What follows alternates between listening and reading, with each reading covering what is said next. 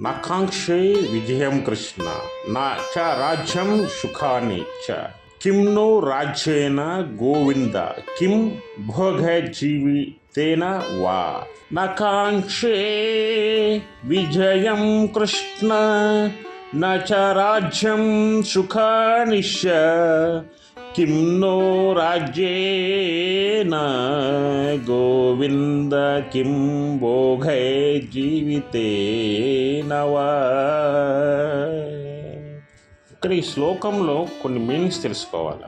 నాకాంక్ష అంటే కోరను అని అర్థం, రాజ్యం చ అంటే రాజ్యమును అని, అదేవిధంగా సుఖానిశ్చ అంటే సుఖములను అని, నాకాంక్ష అంటే నేను కోరను అని అర్థం. అదేవిధంగా ఇక్కడ కిమ్ అంటే ఏమి అని అర్థం.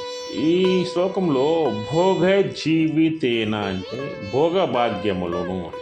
శ్రీకృష్ణుడు చెప్తున్నాడు అర్జునుడు, కృష్ణ మీరెంత చెప్పినా సరే నేను ఒక విషయం చెప్తాను, వాస్తవం కాదా మీరు ఆలోచించండి.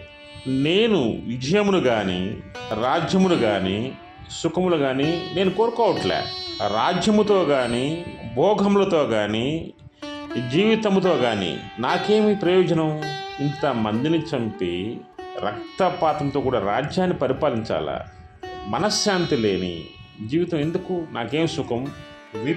విపరీతాన్ని అంటే అనర్థ సూచకములోనే. అదేవిధంగా నిమిత్తాన్నిచ్చ అంటే మనం ఏదైనా పని చేయడానికి ముందు శకునాలు చూస్తాం కదా, దాన్ని నిమిత్తాన్నిచ్చ అంటాం మనం. అదేవిధంగా అహవే అంటే యుద్ధము అని అర్థం ఇక్కడ.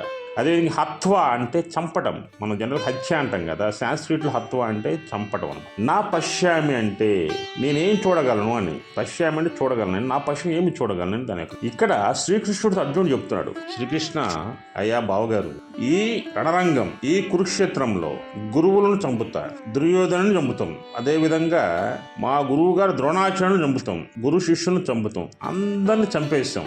ఇంకా మిగిలేది ఎవరు? ఇక్కడ మనం ఎవరితో కలిసి జీవించాలి చెప్పండి? ఇక్కడ మనకున్న బంధువులు మొత్తాన్ని మనం చంపుకుంటూ పోతే మనకు ఉండే బంధువులు ఎవరు? ఇంకా మనం ఎవరిని చూసి బతకాలి? ఏ ఆనందంతో బతకాలి? అవి నాకేం కనిపించట్లేదు.